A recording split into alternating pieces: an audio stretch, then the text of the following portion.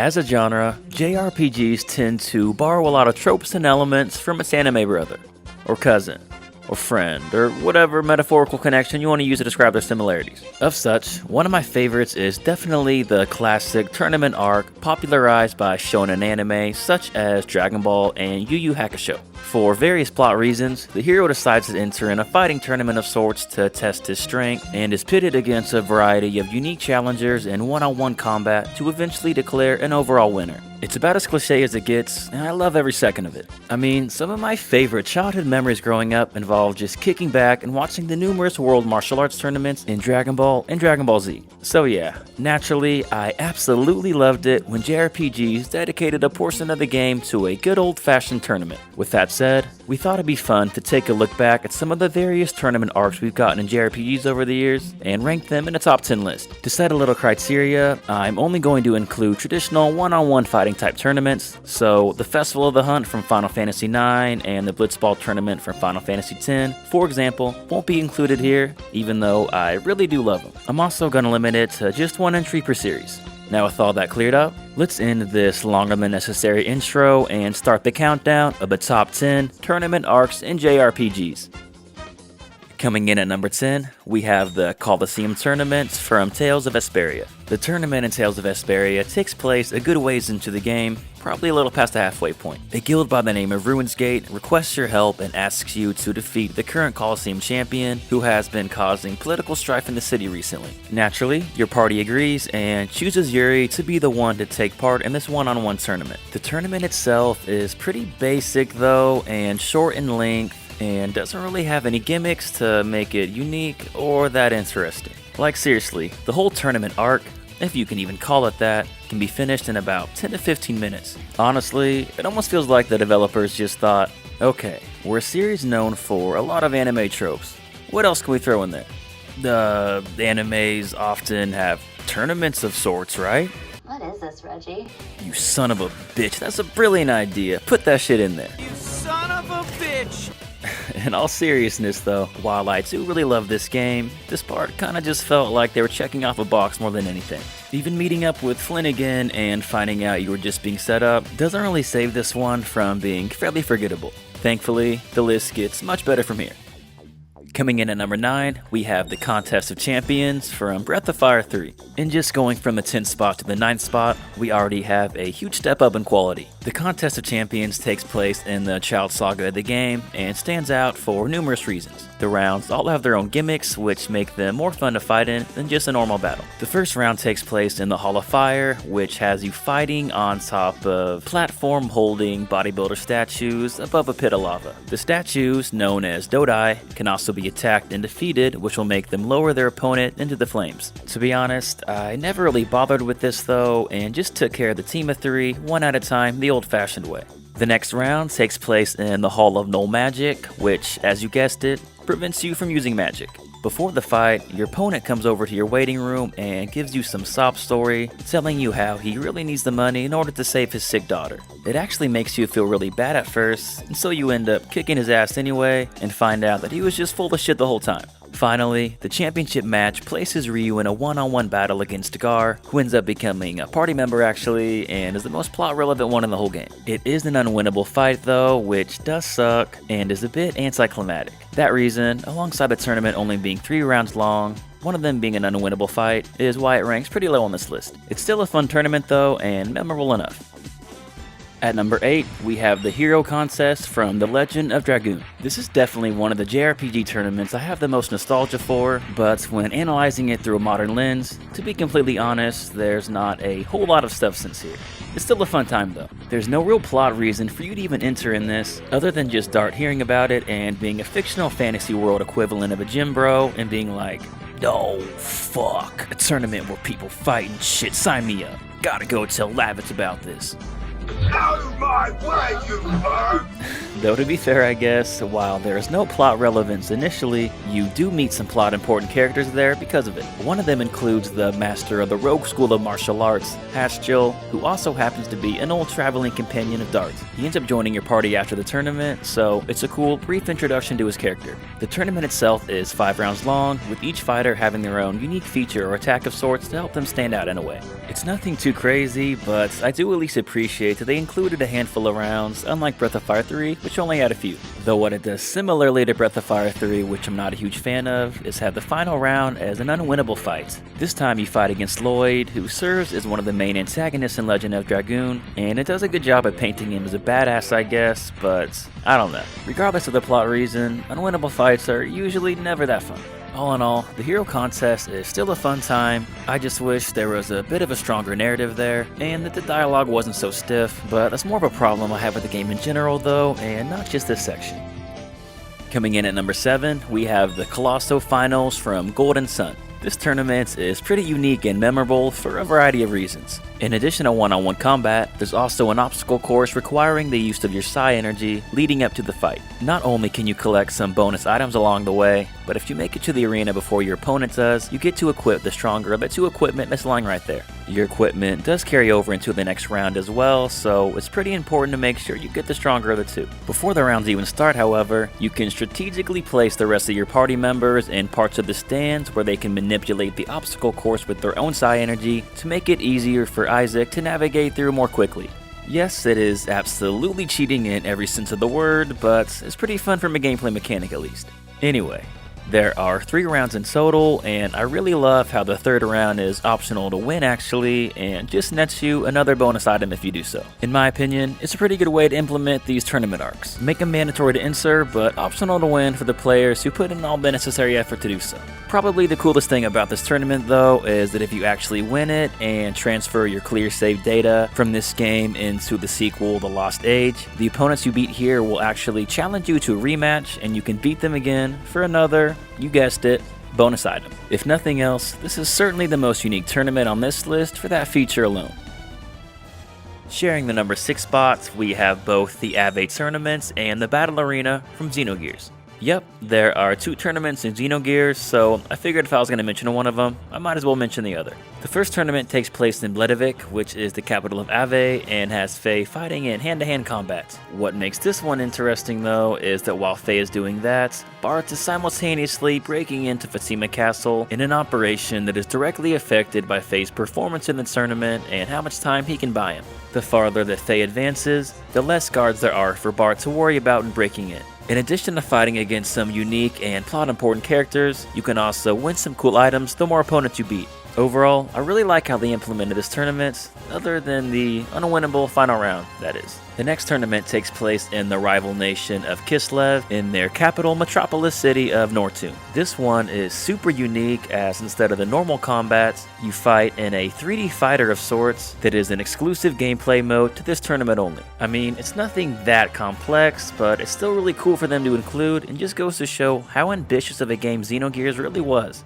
Anyway, the tournament spans over the course of some days, and a lot of plot stuff happens surrounding it. You also meet your future party member Rico around this time, who goes on to become completely irrelevant after this section of the game. Regardless, it's still a good time, though if pressed, I probably prefer the first tournament just because I like the setting around it a bit more. Alright, coming in at number 5, we have the Tournament of Arms from Star Ocean 2. Surprise, surprise, another PS1 RPG. While tournament arcs are a popular JRPG trope in general, they definitely seem to dominate the PS1 era the most. Anyway, what makes this tournament stand out to me is that instead of fighting with your normal equipment, you have to get sponsored by a local shop and use their equipment instead. There's a variety of shops to choose from, all with their own different combinations of weapons and armor, so I really like how you get the option to choose whichever one best suits your playstyle. It's a minor detail, but just does a good job in fleshing out the tournaments a little bit more. The tournament itself isn't anything crazy though, as there are no special gimmicks or anything, and it's only 4 rounds long, the final of which being another unwinnable fight. Making it up to that point in the first place is optional though, and nets you a bonus item which is needed in crafting one of the strongest weapons in the entire game, so it's definitely worth it to try to make it there. Anyway, the person who ends up kicking your ass in the final round is a dude named Diaz, who also happens to be a childhood friend of Reina. He's pretty much your stereotypical stoic swordsman, a few words, and ends up sparking a jealous love triangle between him, Reina, and Claude. Before going back to rewatch clips for this video, I'd honestly forgotten how much of a jealous douchebag Claude acts like for someone who has only known this chick for like a month. Though to be fair, Diaz also acts like a condescending asshole as well, so I don't know. Reina deserves better. But yeah, the game makes you watch his fights to help paint a picture of just how strong he really is. It's too bad in classic video game fashion, his power gets completely nerfed when he actually joins your party in Reina's scenario, but that's just games being games, I guess. Oh well. The Tournament of Arms is a good time regardless, and my favorite tournament from the PS1. Coming in at number 4, we have the Masked Martial Arts Tournament from Dragon Quest XI.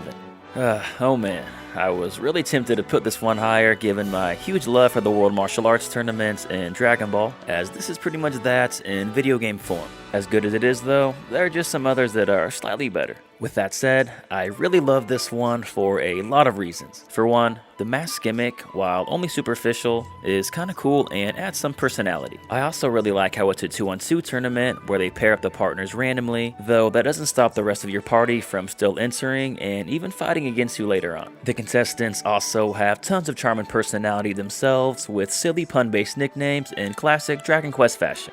Plot-wise, you meet the last two of your party members here, Jade and Rab, who make quite the entrance and have a very strong first impression. You end up fighting them in the final round with the invincible Vince Vanquish, who I forgot to mention is the hero's partner. He's the previous year's champion and basically revered as a god around the town for how strong he is and all the work he does with orphanage kids. The game makes it abundantly clear he's harboring some type of dark secret though, with him always conspicuously downing some mysterious vial of unknown liquid right before a match and then just throwing it down on the ground of where they're about to fight on in plain sight like an absolute savage. I like how after doing this for the 5th time, Rab asked Jade if she saw him do it, and it's just like, Oh yeah! yeah, he pretty much yelled it. Logic aside though, it's still a really fun tournament to play in, and in my opinion is a great example of how to properly do a tournament arc in a JRPG. Alright, this next one is going to be a bit controversial, as I know a lot of people would have this in the top spots, but coming in number 3, we have the Glitz Pit from Paper Mario: The Thousand Year Door. This tournament is held in really high regard for good reason. While most of the other tournaments in this video are pretty short segments and can be completed within 30 minutes to an hour, the Glitz Pit spans across an entire chapter and is easily the most fleshed out tournament on this whole list. To be completely honest, when brushing up on knowledge for this video, I didn't even watch the full chapter just because it would have taken hours to do so. It's really long, there's like 20 fights, and there's just a lot of lore and mystery behind the whole arc and tournament itself. It makes for a really engaging playthrough though that I won't spoil, as it's best experienced yourself. Throughout the chapter, you meet some really wacky and memorable characters like the contest promoter, Mr. Grubba, the reigning champion, Rockhawk, and best of all, Baby Yoshi, or Yoshi Kid, or Mini Yoshi, or Mini Roasty, or whatever you want to call him. He may not end up being the strongest later on, but he was probably my favorite partner in that whole game. Now, with as much as I raved about this tournament so far, you might be wondering why I only have it ranked in the 3rd spot. Well, it's gonna sound weird, but to me, too much of a good thing can actually be a bad thing, watering down what made it so endearing in the first place. And sometimes less is more. By the end of the chapter, I'm kinda just tired of it all and ready to move on to the next setting. Not to take anything away from it, as it's still an extremely fun and well done chapter and tournament, but that's just my personal opinion. With that said, I can fully see why a lot of people would have this as their personal favorite tournament arc. I mean, it's one of my favorites as well, just not my absolute favorite.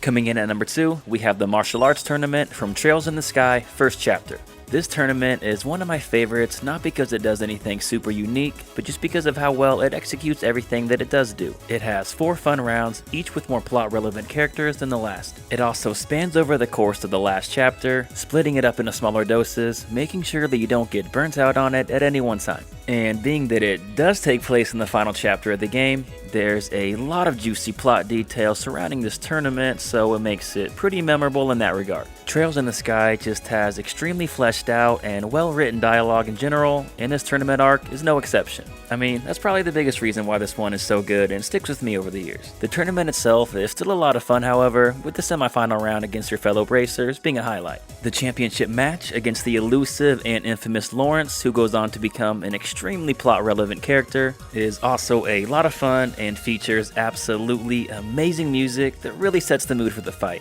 The music, the late point at which this comes in the game, who you later find out Lawrence to actually be, all make this one of the most iconic fights in the entire game. And at that rate, one of the best tournament arcs in JRPGs as well. Before we get to the number 1 spot, I want to go over a few quick honorable mentions. The new Final Fantasy VII Remake featured a tournament which wasn't in the original. It wasn't anything that out of the ordinary though, but it was pretty fun, and the final round was a nice surprise. Suikoden 5 had the Sacred Games, which was really important to the plot, but you don't actually participate in it yourself, and instead just fight in the ceremonial match. The Olympus Coliseum from the first Kingdom Hearts is a really fun series of tournaments. To be honest, I was never that big on the Kingdom Hearts games, but I wanted to include it here for those that were. Alright, now with those out of the way, let's move on to the number 1 spot. Coming in at number 1 for the best tournament arc in JRPGs, we have the Elite Four from the original Pokemon Red and Blue. Be honest, most of you didn't even consider this as an option, did you? While I'm sure this entry will make some of you mad, it technically does fit the criteria. And for those that try to argue that Pokemon isn't a true JRPG, well, you can just go carry on with your day as usual, I guess, because I kind of agree with you. It is a hybrid genre. But still, facts are facts, it is a tournament in a form of JRPG, and is certainly the most memorable one in all of society. Not just to society though, but to myself as well. I can't even begin to recount how many times I kicked these dudes' asses while shoving Oreos in my mouth after school, and on long car rides playing with some dingy-ass Game Boy Light while giving myself a terrible headache in the process. There wasn't some more epic moment than having the culmination of all of your hours of hard work come to a final showdown against your douchebag of a rival who you nicknamed Fart at the beginning of the game because your 8-year-old self thought it'd be funny. How a 10-year-old who's only been at this shit for like a year managed to beat a team of supposed Pokemon masters who have been training their entire lives is a bit of a head scratcher in the first place, but I'll leave that up to your imagination. Honestly, there's really no words that can best describe how special this tournament really is, so we'll just let this nostalgic audio and visuals take you back to a place in time.